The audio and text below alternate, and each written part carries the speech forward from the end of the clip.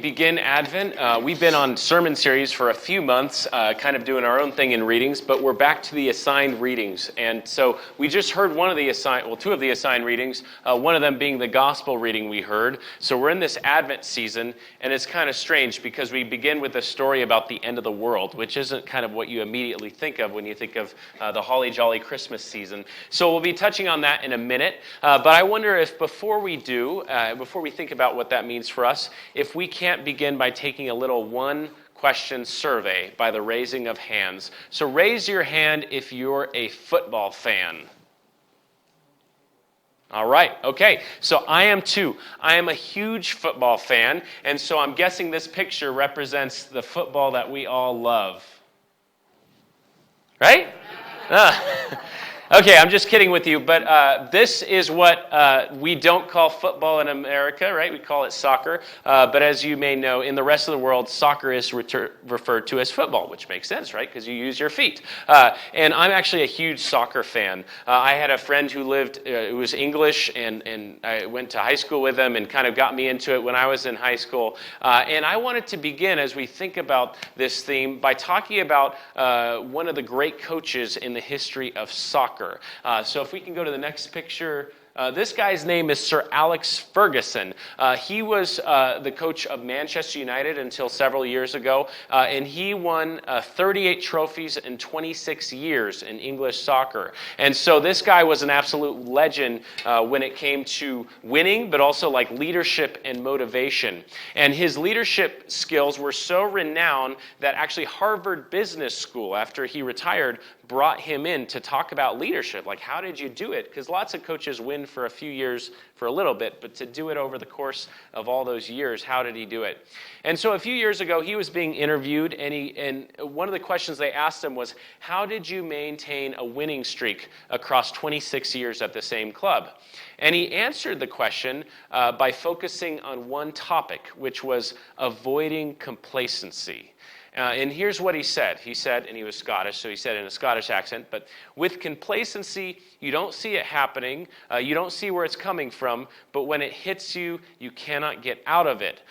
You can't eradicate it. So that's what was an important part of how we constructed a winning mentality at Manchester United to avoid complacency. And I find it interesting that he focused on avoiding complacency as the central theme of success in sports. But how did he avoid complacency is something you could ask. And well, I've read other things about what he did and from his players and about his leadership style.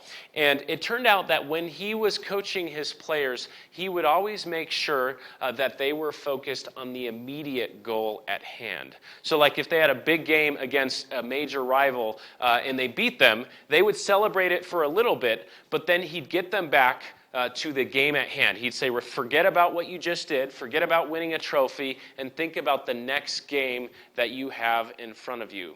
So in other words, for him, the opposite of complacency was the ability to focus on what's happening in the present. Now, of course, this didn't mean that they didn't have an ultimate goal. Their long-range goal was to win trophies, was to win. But he knew that if his team got carried away with, we're going to win, they'd lose sight on the things they needed to do now, the things that would make them successful. Well, you know, if you've read about this kind of stuff and you look at other great coaches, great athletes, they often seem to emphasize the same thing of winning the next game. And what's interesting is that this advice about kind of focusing on having a vision for the future, but then focusing on the immediate, on what's in front of you, seems to be common wisdom across lots of different walks in life. So, for instance, if you can imagine a surgeon in the ER, you can be an amazing surgeon, and your goal, of course, is to be successful in your surgery. But when you're doing your surgery, I would have to imagine you're not thinking in your head, oh, this is going to go great, this is going to go great, here's what's going to happen. You're focusing on what you're doing at that moment, right? At the risk of someone's life, to be focused on the next step. Or you think of musicians, right? You have a goal of making beautiful music, but the way you get there is by focusing on the note you're doing, right? Thinking about at that moment, what am I doing to make it beautiful in the end? Well, something else about the immediate. Psychologists are finding that a lot of anxiety disorders that get in the way of happiness and success are deeply connected with not being able to be in the present. They have to do with the preoccupation with usually either the past or the future. So maybe we're fixated on past regrets, things we wish we would have done differently, or maybe it's a fantasizing about the future, fixating on worry of what might happen in the future. But notice in both of these cases, it has to do with not living in the present. Well, psychologists have latched onto a term that they have for living in the present. It's kind of a buzzword in a way, but it points to something real. And this term is called mindfulness, as a way to describe a life that's a positive engagement with the present. And I was reading an article in Psychology Today about all these benefits to mindfulness, and it was amazing all the things it does. So to quote the article, studies have shown that mindfulness reduces stress, boosts immune functioning, reduces chronic pain, lowers blood pressure, and helps patients cope with cancer. Right? So an amazing amount of good things can come out of this.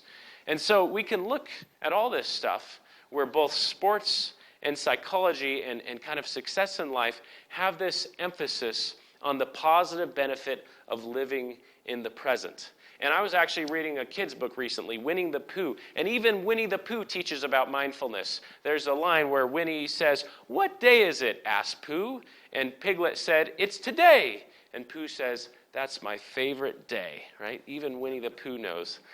Well, why am I talking about Winnie the Pooh and coaches and psychology and mindfulness? I'm talking about it because once in a while, religion and faith is ahead of science on a few things. And this mindfulness thing that science and psychology is just now in the last 15, 20 years fixating on is something that faith and religion has known about in a long time. You'll a lot of times hear it connected with Buddhism, but actually it's very connected to Christianity too.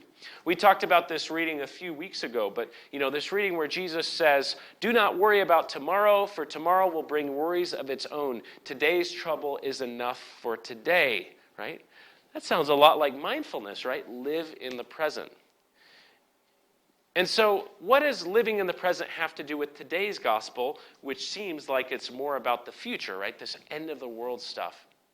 So in today's lesson, Jesus talks about how the return of God someday, whenever that will be, will come as a surprise to everyone. And as he's talking about this, he offers 3 illustrations of what it will be like. The first one he mentions is the flood of Noah, which he says, it's like the flood of Noah that came as a surprise. No one saw it coming. So that's the first example. The second example he uses is a thief in the night, right? If you knew when a thief in the night was going to come, you would stay awake, right? So it comes unexpectedly like a thief in the night. And then maybe the most puzzling illustration is when Jesus says this. He says, "Then 2 will be in a field, and 1 will be taken, and 1 will be left. 2 women will be grinding meal together, 1 will be taken, and 1 will be left." Well, before we talk about the larger meaning of this section, I do quickly want to talk about that specific quote. Because lately, say the last 100 years, a lot of Christians have read that particular verse and some others and come up with a concept called the rapture. The rapture is this belief that in the second coming of Christ, true believers will be kind of transported to heaven and non-believers will be left behind on earth. And actually that term left behind, there was this huge selling book series and movie series like 20 years ago called Left Behind that was all based on this rapture theology. A lot of people come across it and they just think, oh, this is what Christianity has always taught, rapture. Well, the thing about the rapture is that rapture is not a belief that has traditionally been part of Lutheranism, but actually it wasn't a belief that was traditionally part of any Christianity until the late 1800s.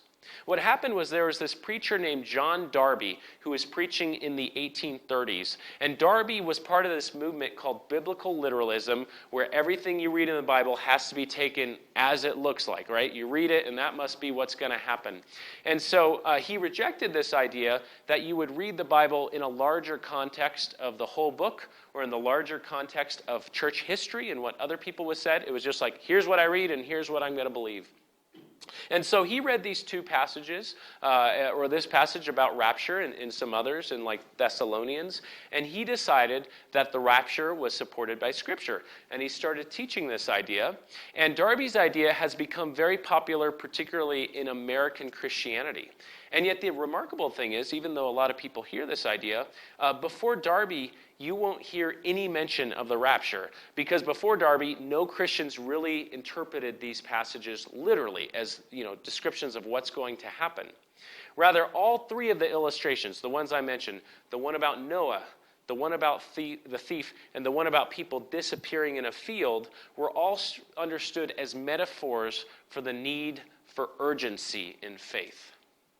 In other words, what Jesus is saying isn't like, this is exactly what's going to happen. He's saying the return of the Lord will be something like each of these metaphors, because in each case, God's return will be surprising. So coming back to the main point of this sermon, I think what Jesus is trying to express in this lesson isn't the rapture. Rather, it's this idea that the best way of living your faith in this world is to live it in the present, right? That is the best way. That's why there's this theme of being awake, being aware, noticing what's happening. And so, yes, we have a hope for the future that God will someday return and make everything right. And in one sense, that's what God is talking about today. But God's return is going to come as a surprise, says Jesus. And so there's no use, on the one hand, putting your faith to delay it for another day, saying, I'm just going to be faithful Sunday, and for now I'm going to eat, drink, and be merry, or whatever. There's no use doing that. But there's also no use worrying about when the end of time is going to come and making that the center of your faith, because you don't know when it's going to come. That's not something you can control. What Jesus says is that our job is to live our faith with urgency by living it in the present. Because the present is the only time we can actually do anything about in our lives, right? You can only be kind to another person in the present. You can only be a good friend or a good parent or a good spouse in the present. You can only help someone in need in the present. And even if you're worried about the future, the only way you can plan for the future is what you do in the present. So whatever God is calling you to, whatever you feel like is your anxiety about what is going to happen or what you're worried about did happen, what Jesus invites you to do today is let some of that stuff go and live your faith in the present, to trust in the present, to love one another in the present, to be generous and forgiving in the present. To live our faith in a deeper way, not by planning to live it tomorrow or not by worrying about how we lived it yesterday, but by living it today. Amen.